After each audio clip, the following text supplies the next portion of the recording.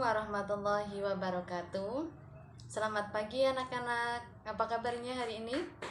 Sehat semua ya. Semoga kita semua selalu dalam lindungan Tuhan Yang Maha Esa.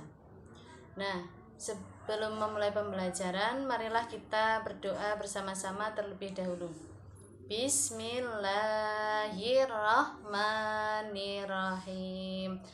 Rabbi zidni ilma warzuqni fahma. Rabbi syrah li sadri wa yassir li amri wahlul uqdatam min lisani yafqahu qawli. Amin ya rabbal alamin. Pada kesempatan kali ini kita akan mempelajari mengenai ciri-ciri dan kebutuhan makhluk hidup. Teman-teman tentunya tidak asing kan dengan istilah makhluk hidup. Nah, kali ini apa sih itu ciri-ciri makhluk hidup dan bagaimana kebutuhan dari makhluk hidup itu? Nah, makhluk hidup terdiri dari manusia, hewan, dan tumbuhan. Ciri-ciri dari makhluk hidup yaitu tumbuh, berkembang biak, bergerak, bernafas, menerima dan menanggapi rangsang. Nah, pergerakan dari makhluk hidup ini berbeda-beda tergantung dari cara dan tempat hidupnya. Seperti misalnya manusia maupun hewan yang memiliki kaki itu bergerak menggunakan kaki.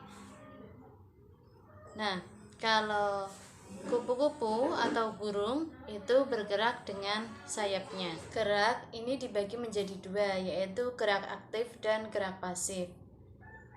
Gerak aktif merupakan pergerakan makhluk hidup yang terjadi dengan adanya perpindahan tempat. Nah, gerak pasif ini gerakan makhluk hidup tanpa adanya perpindahan tempat seperti pada tumbuhan.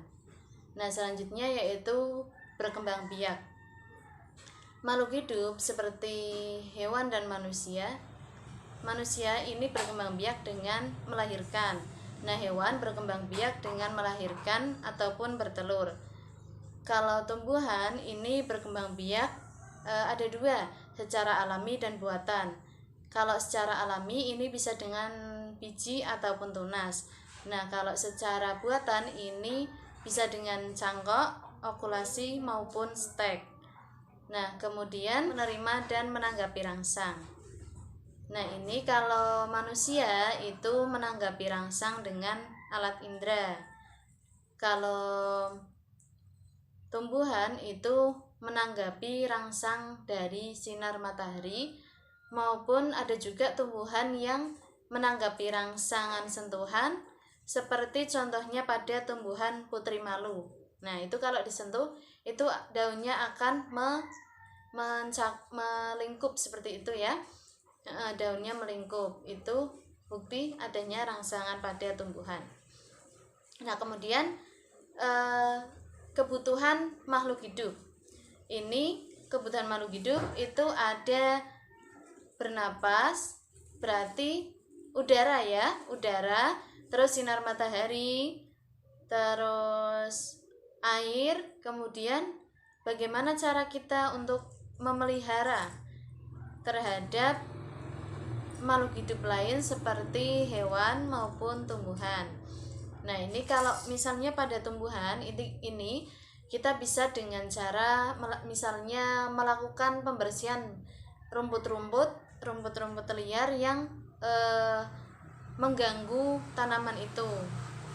Kita juga bisa membersihkan hama, melakukan pemupukan, menyiram secara teratur, dan menaruh tanaman di tempat cukup sinar matahari. Nah, kalau hewan ini kita bisa lakukan dengan cara misalnya menyediakan kandang yang memadai, kemudian melakukan pembersihan kandang secara teratur, menyediakan makanan dan minuman secara cukup, dan kita juga bisa memeriksakan hewan ke dokter apabila hewan mengalami sakit seperti itu.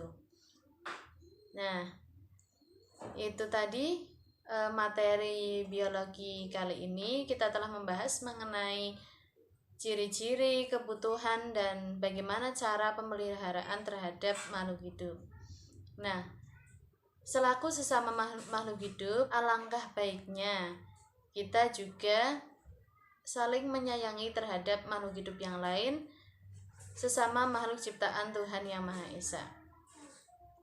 Mungkin itu saja materi kita kali ini.